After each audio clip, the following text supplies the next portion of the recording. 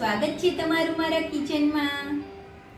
આજે આપણે બનાવીશું સાતમમાં ઠંડા ખાવાની મજા પડે એવા એકદમ ફૂલેલા મકાઈના વડાની રેસીપી। આ વડા તમે એકવાર બનાવી અને 1 વીક સુધી પણ ખાઈ શકો છો, તે બિલકુલ પણ ખરાબ થતા નથી, જેથી આ વડાને તમે ટ્રાવેલિંગમાં પણ લઈ જઈ શકો છો। આ વડા ગરમ કરતાં ઠંડા ખાવાની ખૂબ જ મજા આવશે।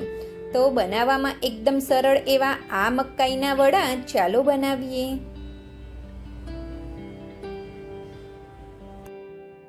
તો સૌપ્રથમ મકાઈના વડા બનાવવા માટે આપણે અડધો કપ જેવું થોડું ખાટું દહીં હોય તે લઈ લઈશું। હવે તે દહીંની અંદર આપણે 2 મોટી ચમચી ભરીને ખાંડ એડ કરી દેવાની છે। હવે ખાંડ અને દહીંને આપણે બરોબર મિક્સ કરી લઈશું, જેથી ખાંડ આપણી દહીંની અંદર તરત જ ઓગળી જશે। હવે તેની અંદર આપણે 1.5 ચમચી જેવી મીઠું એડ કરી દઈશું, અથવા તો ટેસ્ટ મુજબ આપણે મીઠું એડ કરી દેવાનું છે। હવે તેની અંદર આપણે અડધી ચમચી જેવો હળદર પાવડર એડ કરી દઈશું। આમ પણ મકાઈના લોટનો કલર પીળો જ હોય છે, એટલે આપણે હળદર પાવડર ઓછો એડ કરવાનો છે। હવે તેની અંદર આપણે 2 મોટી ચમચી ભરીને લાલ મરચું પાવડર એડ કરી દઈશું। તેની સાથે જ આપણે 1 ચમચી ભરીને દાણા જીરું પાવડર એડ કરી દેવાનો છે। 1 મોટી ચમચી ભરીને તલ એડ કરી દઈશું। તલ તમે તમારા ટેસ્ટ મુજબ થોડાક વધારે પણ કરી શકો છો। હવે તેની અંદર આપણે 2 મોટા ચમચા ભરીને તેલનું મોણ એડ કરી દેવાનું છે। તેની સાથે જ મેં 3 નંગ લીલા મરચાં અને લસણની પેસ્ટ બનાવીને રાખી હતી, તે અંદર એડ કરી દઈશું। તીખાશ તમે તમારા ટેસ્ટ મુજબ વધારી કે ઓછી પણ કરી શકો છો। હવે બધી જ વસ્તુને બરોબર મિક્સ કરી લઈશું, જેથી બધા જ મસાલા એકદમ સરસ મિક્સ થઈ જશે। હવે તેની અંદર આપણે થોડાક લીલા ધાણા પણ એડ કરી દઈશું, તેને પણ એકવાર મિક્સ કરી લઈશું। હવે તેની અંદર આપણે 2 મોટી વાટકી ભરીને મકાઈનો લોટ એડ કરવાનો છે। આ જે મેજરમેન્ટ કપ હોય છે એ થોડા મોટી સાઈઝના હોય છે, એટલે તમારી ઘરની અંદર જે મોટી સાઈઝની વાટકી હોય તેનું માપ તમારે સેટ કરવાનું છે। વજનમાં જોઈએ તો આ 500 ગ્રામ જેવો મકાઈનો લોટ છે। હવે બધી જ વસ્તુને આપણે બરોબર મસળી અને મિક્સ કરી લઈશું, જેથી તેલનું મોણ, મસાલા અને લોટ એકદમ સરસ મિક્સ થઈ જશે। તો આપણા મસાલા અને તેલનું મોણ એકદમ સરસ મિક્સ થઈ ગયું છે, અને મોણ પણ આપણું એકદમ પરફેક્ટ છે। આ રીતે મુઠ્ઠી પડતું મોણ આપણું હોવું જોઈએ। હવે તેની અંદર આપણે થોડું પાણી એડ કરતા જઈશું અને પરાઠા જેવો મીડિયમ થીક લોટ બાંધવાનો છે। એકદમ વધારે પડતો કઠણ લોટ બિલકુલ પણ નથી રાખવાનો। મકાઈના લોટ વધારે પડતું પાણીને એબ્ઝોર્બ કરે છે, એટલે અત્યારે આપણે થોડોક મીડિયમ થીક રાખવાનો છે। આ રીતે થોડું પાણી એડ કરતા જઈશું અને મીડિયમ થીક લોટ બાંધીને તૈયાર કરીશું। જો આપણો લોટ વધારે પડતો કઠણ હશે તો આપણા વડા બિલકુલ પણ થેપાશે નહીં અને એકદમ છૂટા પડી જશે। એટલે આ રીતે આપણે થોડોક ઢીલો એટલે કે પરાઠા જેવો લોટ બાંધીને તૈયાર કરવાનો છે। તો આપણો લોટ બંધાઈ અને તૈયાર છે। આ રીતે આપણે પરાઠા જેવો થોડોક ઢીલો લોટ રાખવાનો છે।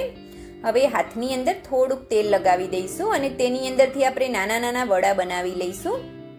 આ રીતે હથેળીની અંદર આપણે થોડોક લોટ લઈ લેવાનો છે અને તેને બરોબર મસળી અને તેનો લુવો કરી લઈશું। હવે હથેળીના નીચેના ભાગેથી આ રીતે આપણે વડાને થેપી લેવાના છે। આ રીતે આપણે વડા બનાવવાના છે। તમે તમારી ચોઈસથી નાના કે મોટા પણ વડા બનાવી શકો છો। હવે એ જ રીતે આપણે ફરીથી લુવો લઈ લઈશું અને તેને બરોબર મસળી અને હથેળીના નીચેના ભાગેથી આપણે વડાને થેપી લેવાનું છે। તો આપણું સરસ મજાનું બીજું વડું પણ બનીને તૈયાર છે। ફરીથી આપણે એક લુવો કરી લઈશું અને તેને મસળી અને વડાને આપણે થેપી લેવાનું છે। આ રીતે વડાને આપણે હથેળીના નીચેના ભાગેથી થેપીશું તો આપણું વડું બધી બાજુએથી એક જ સરખું થેપાશે। તો આપણું સરસ મજાનું વડું બનીને તૈયાર છે। એ જ રીતે મેં બધા જ વડા બનાવીને તૈયાર કરી લીધા છે અને બધા જ વડા આપણા એક જ સરખા બનીને તૈયાર થયા છે। હવે પેનની અંદર મેં તેલ ગરમ થવા માટે મૂકી દીધું હતું। તેલ આપણું એકદમ સરસ ગરમ થઈ જાય પછી ગેસની ફ્લેમને આપણે મીડિયમ કરી દેવાની છે અને તેની અંદર આપણે વડા એડ કરી દઈશું।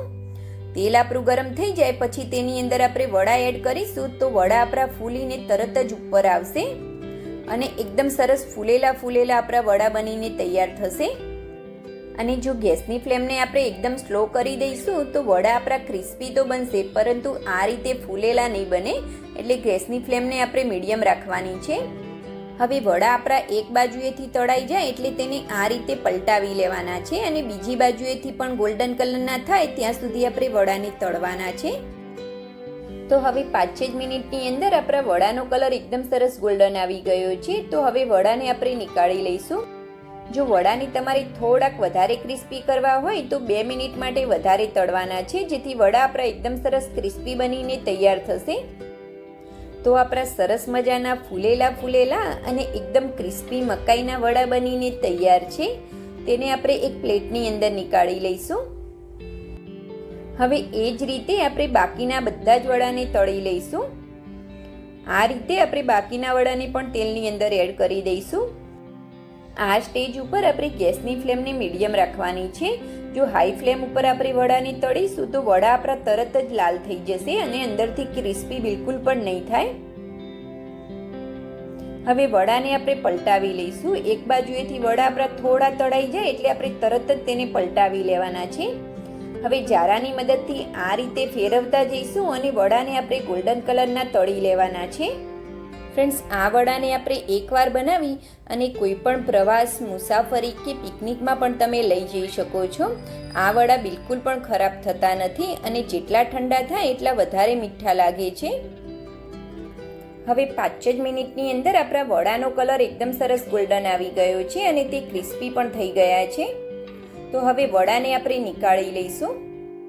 ફ્રેન્ડ્સ, મકાઈના આ વડાની રેસીપી તમને ગમી હોય તો આવી બીજી પણ અવનવી રેસીપી જોવા માટે મારી વિડીયોને લાઈક અને મારી ચેનલને સબસ્ક્રાઈબ કરવાનું બિલકુલ પણ ભૂલતા નહીં. ફ્રેન્ડ્સ, સબસ્ક્રાઈબ કરવું બિલકુલ ફ્રી છે.